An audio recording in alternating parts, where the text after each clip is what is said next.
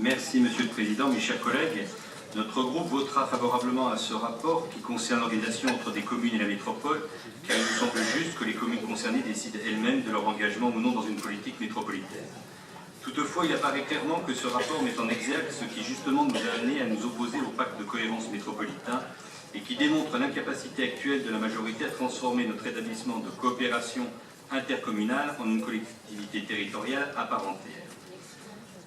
Monsieur Collomb, avant la métropole, il y avait une activité dans les communes membres qui n'avaient pas attendu le projet métropolitain pour agir et même obtenir de bons résultats dans leur politique, comme vient de le dire notre collègue.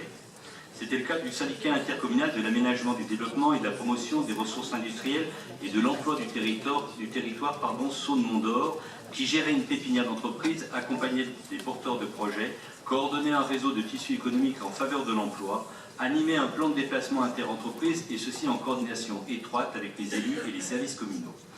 À la lecture de la délibération, on comprend que la métropole, forte de sa compétence économique et de sa référence européenne en matière d'entrepreneuriat, sélectionne les outils et les acteurs en son sein pour garantir la qualité de service. Elle apportait donc sa contribution à hauteur de 113 000 € à ce syndicat. C'était bien la reconnaissance de l'efficacité du travail des communes.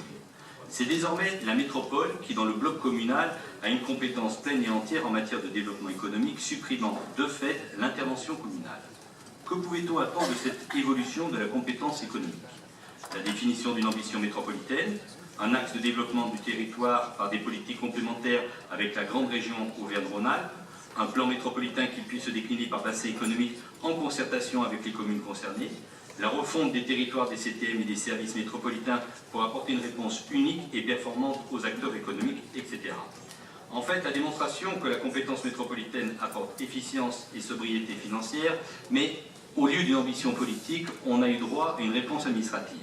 La création d'un copil mensuel en plus des réunions de la CTM, qui démontre ce que nous dénoncions, c'est-à-dire l'empilement des instances, la garantie sur 5 ans d'une dépense de 5 équivalents temps plein sans aucune réflexion préalable sur la mutualisation des moyens, la prise en charge d'une dépense de 210 000 € pour les missions, plus 50 000 € pour les loyers, soit un total de 230 000 €.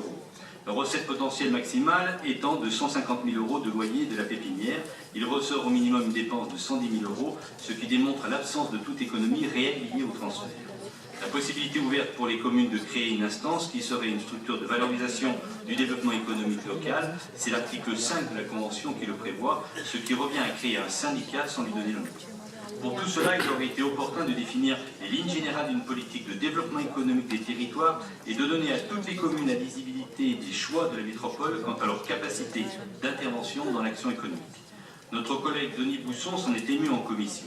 Effectivement, vous donnez l'apparence d'une autonomie d'action et de décision à travers des instances administratives, alors que nous demandons plutôt des politiques, des actions et des résultats. Ce syndicat a été dissous à compter du 1er janvier 2016 par arrêté préfectoral.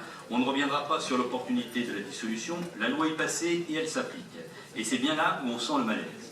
Monsieur le Président, nous sommes ici quelques élus de la République qui avons eu le privilège d'être portés par les citoyens pour voter la loi. Vous-même, vous avez négocié, co-rédigé et voté la loi et les ordonnances sur la métropole de Lyon, ce qui n'est pas mon cas, je le rappelle.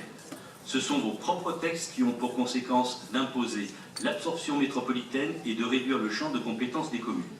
Un premier pas vers d'autres étapes proposant la fusion entre communes, puis la dissolution au sein d'un grand ensemble urbain. À Paris, ce positionnement vous classe parmi les socialistes progressistes rénovateurs. Ici, en qualité de sénateur, c'est plus difficile d'expliquer aux maires que l'on détricote leur organisation communale. Vous nous dites parfois que ce sont des choix politiques nécessaires à la solidarité partisane et donc de ne pas tenir compte de vos positions nationales. Mais elles ont des conséquences locales, comme on peut le voir aujourd'hui. Et ce n'est pas un pacte de cohérence ou une convention promettant un comité de pilotage qui pourra à terme masquer les ambitions institutionnelles de la métropole que vous portez.